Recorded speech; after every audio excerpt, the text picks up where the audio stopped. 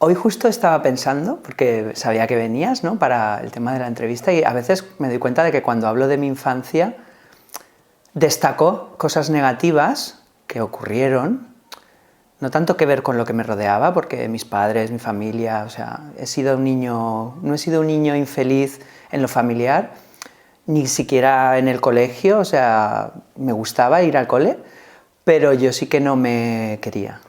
Y entonces, también es verdad que como he cambiado mucho, cuando desde ese cambio he visto cómo yo me sentía en entonces, he visto como una infancia de un niño muy introvertido, muy inseguro.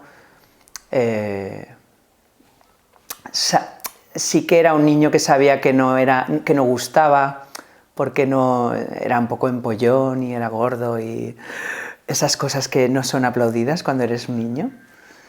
Y entonces a veces recuerdo esa parte, ¿no? Pero yo creo que también hay una parte, fui un niño muy para adentro, pero eso sí, vivíamos en gran parte de mi infancia, eso lo recuerdo muy, muy bonito, porque vivíamos en un maset, en una casa, mis padres, entonces teníamos mucha libertad.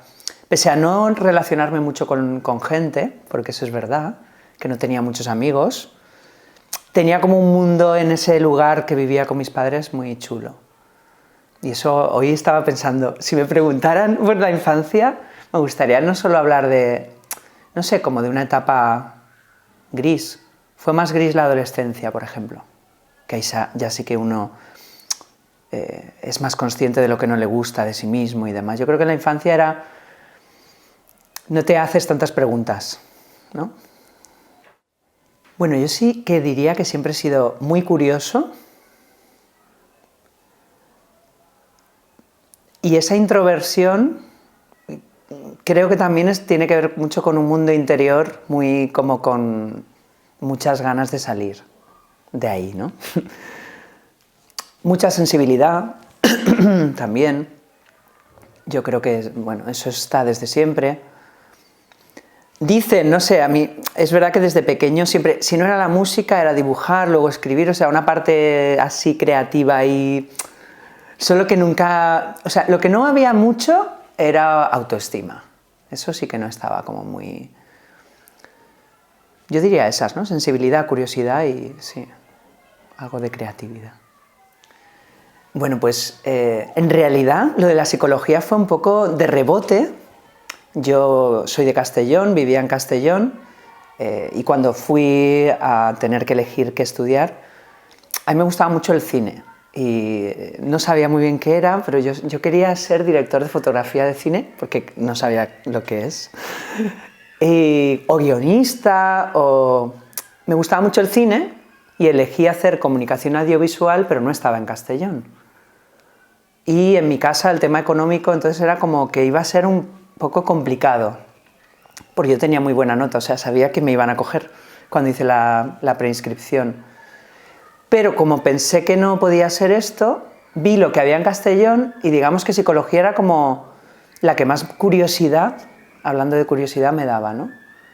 Sí que yo era una persona que me hacía preguntas y que me llamaba la atención todo este mundo emocional y demás, pero no pensaba en ser psicólogo. Lo que sí que pensé, dentro de lo que hay en Castellón, estaba humanidades o psicología, y pensé psicología.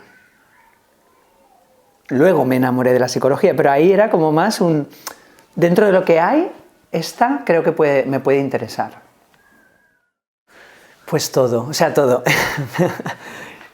A ver, cuando hice la carrera, en la carrera te hablan de psicología, pero no, o sea, acabas con una formación muy general, ¿no? Y la forma de enfocar lo que era la enfermedad mental o los trastornos era como de una forma muy científica, digamos que con un enfoque de relación paciente-terapeuta, para mi gusto, frío, donde teníamos que guardar una distancia terapéutica, todo tenía que pasar por unos cuestionarios, un diagnóstico, un tratamiento de X sesiones.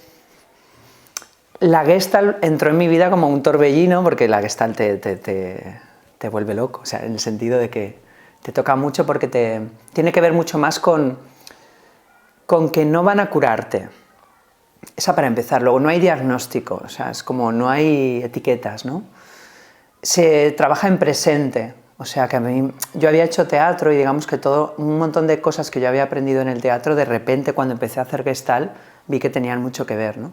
Era una terapia muy, muy humanista, la relación paciente-cliente, o sea, cliente-terapeuta era muy de igual a igual, muy horizontal, como tú y yo estamos ahora, ¿no? Es como... Se hablaba mucho del cuerpo, de las emociones, no sé, era como... Y me gusta mucho que tiene que ver con el compromiso. En la Gestalt hablamos de compromiso, de yo, si algo me pasa, en realidad no es tanto...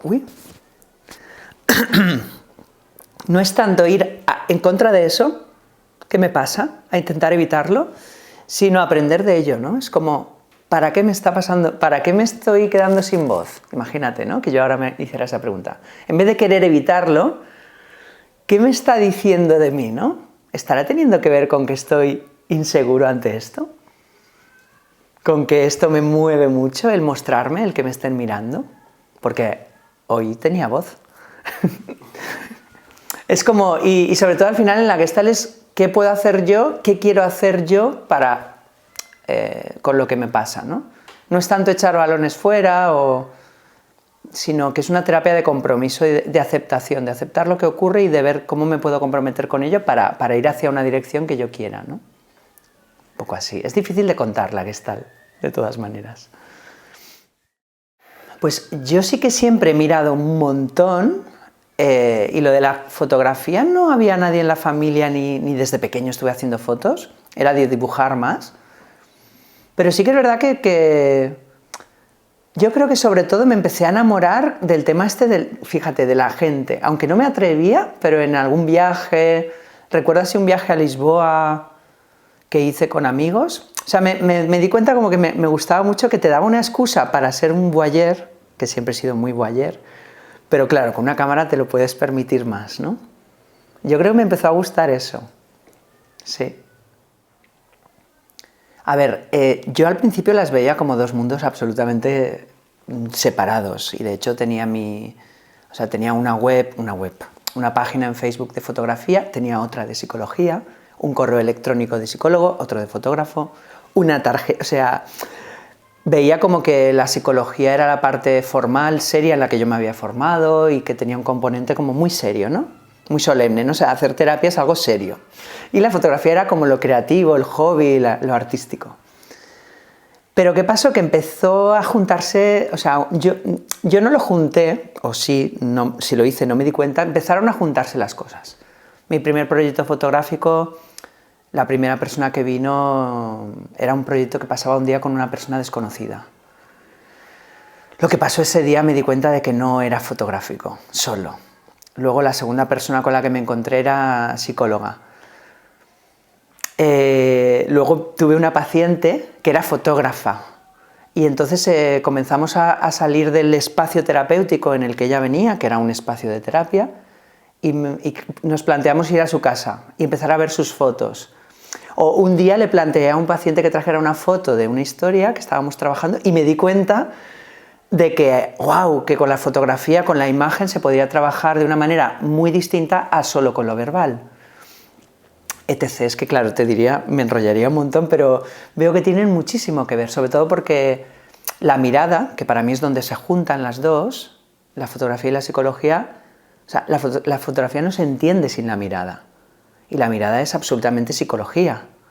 O sea, tú estás viendo ahora una cosa que tiene que ver absolutamente contigo, y yo lo que estoy viendo tiene que ver conmigo, o sea, si lo fotografío, o sea, que al final la mirada es como el espacio donde se me han... Y hay tantas cosas que cada vez descubro nuevas además, muy chulas. Digamos que, por ejemplo, la fotografía se puede abordar desde un lado muy estético y algo superficial. Y claro, mi manera de relacionarme con los demás, desde que hice psicología, Gestalt, teatro, no es así, no me interesa. Me di cuenta también de que las personas se acercaban a mis fotos porque veían en ellas, o eso me decían, como mucha verdad o mucha naturalidad, y me di cuenta de que al final aceptarnos, volviendo un poco a lo de antes, ¿no? es un ejercicio súper terapéutico y que la fotografía era un espacio para trabajar ese aceptarnos. Y empecé a llamarle acompañar a mi forma de mirar como fotógrafo, porque lo que yo intentaba, o lo que intento, es no modificar nada. O sea, es como decirte, si te estoy mirando con la cámara es que eres perfecto. Porque es así, o sea, cuando uno está respirando y está a gusto, es perfecto para mí, es muy estético. La estética para mí tiene que ver con la presencia y la presencia tiene que ver con la verdad. Lo otro no me interesa mucho. Y es verdad que ya en los cursos y talleres cada vez más las personas van conociendo lo que voy contando por redes y demás, y venían más por aspectos emocionales que por aspectos fotográficos. Y me resultó al principio muy curioso, porque yo pensaba que la gente se acercaba a mí más por lo fotográfico, pero vi que no. Vi que también para ellos, así como yo lo digo mucho, que para mí es una excusa para todo, ellos también utilizaban, creo, que utilizan a veces los cursos de fotografía o mis sesiones de fotografía, suena feo esto de lo utilizan, pero es una excusa para ellos para otro tema que ocurre en esas sesiones, que es más emocional.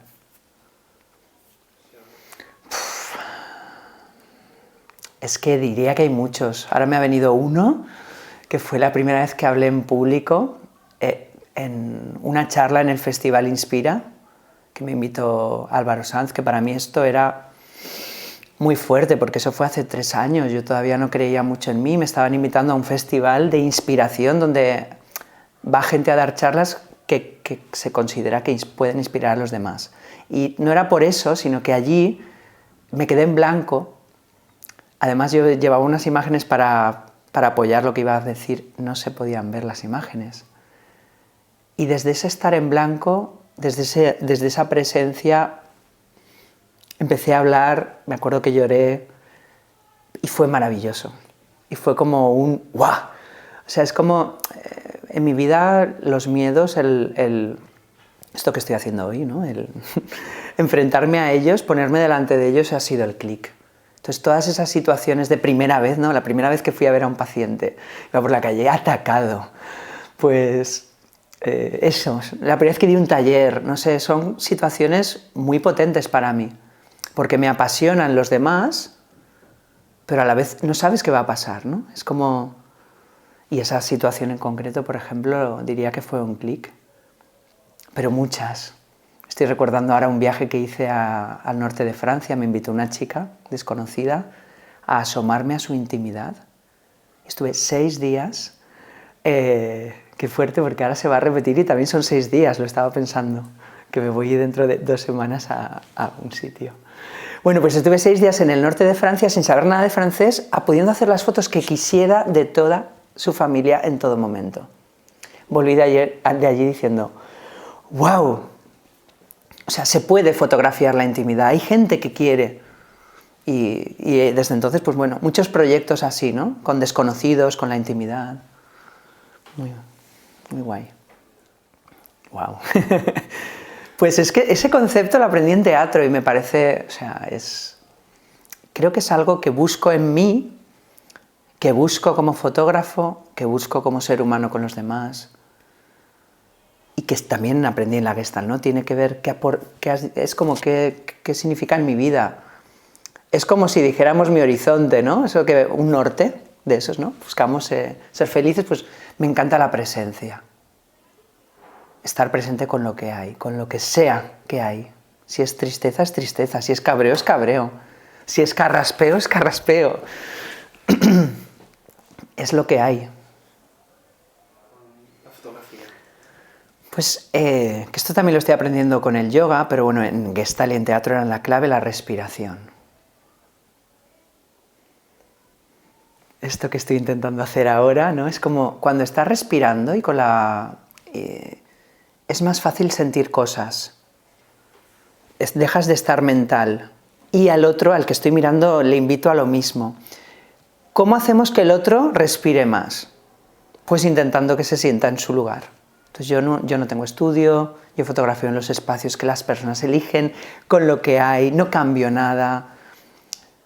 Digamos que siento que si la persona está en su espacio, en su quehacer, en sus cosas, y si no tengo prisa, que ese es otro de las peores cosas que nos pueden pasar a los fotógrafos, va a ocurrir. O sea, es que ocurre, o sea, los seres humanos, cuando somos niños ocurre todo el rato. Luego es una putada porque nos empezamos a mentalizar en querer aparentar, en querer que no se vea no sé el qué, y ahí no sale nada presente. Pero tú si estás un rato con una persona, va a estar presente. Entonces, a mí me interesa además fotográficamente captar eso. ¿Cómo hago yo para captar la presencia? Intentar yo también estar presente. Y también algo que no he dicho, que intento también, es que yo no me escondo. O sea, yo también estoy presente, aunque no salga en las fotos, digamos que soy uno más. No quiero que haya esa relación de poder donde yo me escondo tras la cámara y el otro es el observado.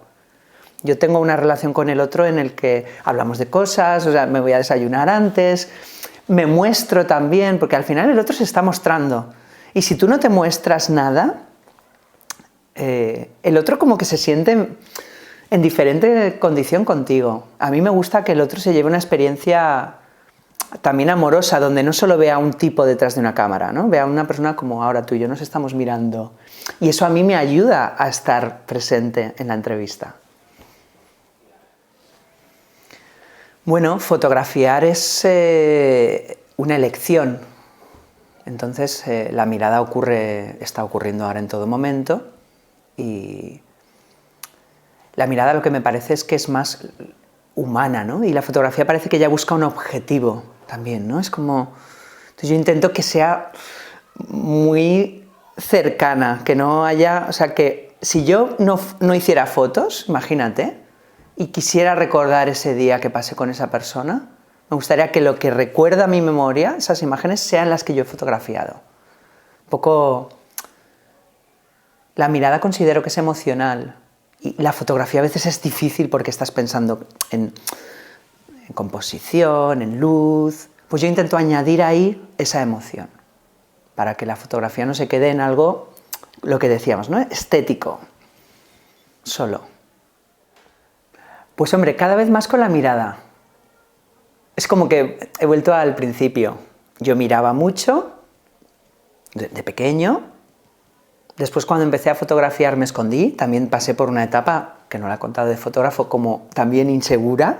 Yo nunca hablaba con la gente, me escondía, hacía robados siempre. Y un día empecé a darme cuenta que mirar es un ejercicio que a la gente, que ser mirado, era algo que a la gente le podía gustar. Entonces cada vez más voy mirando, porque me he dado cuenta de que a la gente cuando le miras con amor es algo súper bonito. No siempre ocurre que la gente en la calle, en una ciudad, esté esperando que le miren, pero me sorprende la cantidad de veces que responden bien. Y entonces, claro, me apasiona, porque vivimos en un mundo en el que nos estamos dejando de mirar, y es un ejercicio, independientemente de que haga o no una foto. El mirar a un desconocido que pasa en un autobús, que me encanta la luz y que me encanta su presencia, que me vea, que le estoy mirando y no esconderme. Eso me ha pasado una vez y que se va y ya no nos vamos a volver. Me parece tan bonito, así que lo practico mucho. Pues sí, yo creo que sí, creo que es evidente. Creo que es, además, y me incluyo, ¿eh? O sea, yo soy no voy vendiendo, soy el primero que voy por la calle mirando el móvil, riñéndome porque no me gusta la imagen de los demás que me rodean, que están haciendo lo mismo que yo. O sea, con el tema de los móviles me parece que ha dado un salto, el dejar de mirarnos ya existía, sobre todo creo en las ciudades, en los espacios donde la gente va con prisa y donde también se nos ha educado en una desconfianza del otro absoluta, incluso de que nos miren. Es como, me vienen recuerdos de pequeño, cuando alguien te decía, ¿qué estás mirando? Como que te podían pegar. A mí me viene de hecho a la mente un chico que me quería pegar porque le miraba. De hecho, en un Mirémonos, una historia que estoy haciendo con el tema de mirar, también una persona me insultó. Es como que la mirada se nos ha educado en que es algo agresivo, que estás invadiendo la intimidad. Me parece tan necesario, ya no solo el mirar, sino el ser mirados, o sea, el poder ir por la calle y que nos miren también, o sea, el que haya una reciprocidad, una relación. Me parece algo súper bonito también. Pues la Escuela de Soñadores es otra aventura de estas de un día, vi la película La La Land, Bueno, yo siempre he sido un soñador. Me han gustado mucho las películas tipo Amélie, o los libros como El alquimista, soy un romántico. Pero esa parte, digamos que no la tenía tan expresada, sí, pero no había pensado en que de eso podía surgir algo. Y ese día, después de la película, puse un mensaje en Facebook, dejándome llevar, como me pasa muchas veces, diciendo, me encantaría algo así, ¿no? Imagino un espacio donde las personas se pudieran permitir soñar. Y bueno, hubo una reacción a ese mensaje y empezó a juntarse gente, que yo además empecé como a ver gente que me había encontrado en diferentes ámbitos, en el teatro, en la Gestalt, en la fotografía, en el crecimiento personal. Gente que podía, ya, como que la Escuela de Soñadores para mí ya era un proyecto en el que no quería estar solo. Ya demasiado me miro al ombligo y demasiado solo estoy a veces en esta aventura de vivir de lo que me apasiona. Y era como que necesitaba un proyecto que fuera como poroso, de grupo. Y bueno, y está ahí, es un espacio no físico, y estamos empezando, no hay prisa, está bien un espacio de disfrutar. Y es como que estamos juntándonos personas que estamos en este camino de hacer de nuestra vida algo más parecido a nuestro sueño, sea en lo profesional o en lo vital, y que no queremos quedarnos solos en eso, ¿no? Queremos compartir y entonces apoyar, impulsar o escuchar simplemente a otras personas, que claro, el tema de soñar es muy complejo.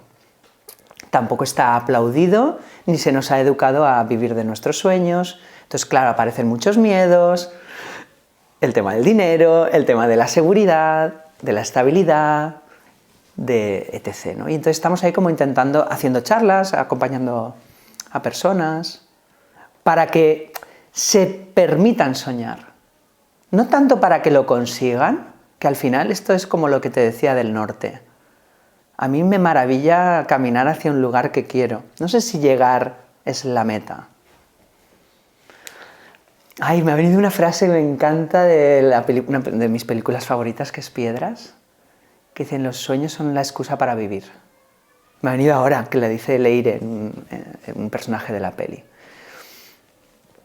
Y podría parafrasear esa frase ahora mismo, ¿no? Los sueños son eso, ¿no? Yo también digo mucho últimamente, y creo que me está pasando, que los sueños hacen que nos brillen los ojos.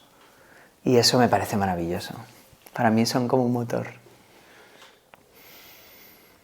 Pues bueno, esto es un proceso larguísimo de imaginarlo, hasta que, lo que te decía antes del día que dije no a un trabajo estable o que dije sí a ser autónomo. Pero yo tenía muy claro ya desde hace años que yo no quería un trabajo que no me hiciera vibrar. Y que tampoco estoy muy... Es curioso, ¿no? Como que la estabilidad o el saber qué va a pasar no me gusta mucho. Me gusta mucho la vida... Creo que la vida en realidad es mucha incertidumbre. Y como que, claro, cuando empiezas también a tener ya intereses, la fotografía, pues eso, la psicoterapia desde un lado, desde la Gestalt, es como me imaginaba dedicándome a ello, ¿no? Pudiendo hacer que esas experiencias que eran concretas y dispersas de vez en cuando fueran mi día a día, como es ahora, ¿no? Como que... Entonces lo he imaginado mucho, me ha costado mucho atreverme, pero sí que lo he expresado y verbalizado mucho desde hace años, primero en un blog y luego en Facebook, hasta como que yo mismo ya tenía que saltar. De tanto decirlo había que hacerlo, ¿no? Bueno, a ver, antes te contaba una experiencia muy chula que tuve, ¿no? Con una desconocida en Francia, que claro, o sea, volví de allí diciendo, yo quiero dedicarme a esto. O sea, entre otras, yo quiero dedicarme a que la gente me invite, o sea, porque claro, ella me pagó el billete de avión y me alojó en su casa, entonces yo no me gasté prácticamente nada de dinero y viajé, que me encanta viajar, de una manera absolutamente diferente, porque yo estaba en un pueblo remoto, es que se parece a lo que va a pasar ahora, en un entorno familiar, quiero decir, no hice turismo, y a la vez fue un turismo como fotógrafo absoluto. Entonces yo volví de allí y lancé una idea que le llamé como algo así como acompañamiento fotográfico a cambio de viajar, que estaba ahí muertecillo. como un post más de esos que yo cuelgo en mi blog. Y hace poco como que dije, mucha gente, porque era de hace años, dije, mucha gente no debe saber que tengo este proyecto, o sea, esta propuesta, y lo dejé ahí, y nada, esta semana pasada tenía un mail por la mañana que se llamaba así, acompañamiento fotográfico y viajar. Y pues es una chica a la que no conozco, y su familia, que viven en el Círculo Polar Ártico, que es un sueño de mi vida desde que vi Los Amantes del Círculo Polar, nunca... Y bueno, es una chica que quiere que esté allí, me voy en 2 semanas, además ha sido todo así es ya, para Pascua, y voy allí a cambio de estar con mi cámara y de captar momentos, hemos estado hablando, ¿no?, de cómo yo trabajo, ¿no?, en cualquier momento, no en una sesión o sea, yo tendré la cámara, durante esos días la iré sacando y yo estaré allí. Me han invitado a viajar, estaré en su casa, me alimentaré con su comida, quiero decir, porque ha sido también un momento complejo, me ha pillado en un momento que no tenía pasta y era como de, ¡wow!, el norte de Noruega, eso debe ser. Pero a la vez dije sí, o sea, sabía que esto es un tren que no va a pasar a lo mejor. Así que allí que me voy. Wow. Todos, es que lo guay es que no lo sé, o sea, no te puedo contestar y no te quiero contestar, porque yo podía saber hace 3 semanas que me iba a ir al Círculo Polar Ártico, no. Me encanta no saberlos, de hecho, pero imagino que me van a pasar cosas así también bonitas, porque al final, ahora sonará un poco, es que la gente a veces me dice, te pasan cosas muy bonitas, yo creo que creo en ellas y hago para que ocurran. No sé, y creo que no es tan difícil que ocurran si creemos en nosotros y lo que hacía el alquimista o lo que hacían los soñadores, creen en sus sueños y apuestan por ello, la vida, porque yo creo que es así, la vida te devuelve un montón de sorpresas.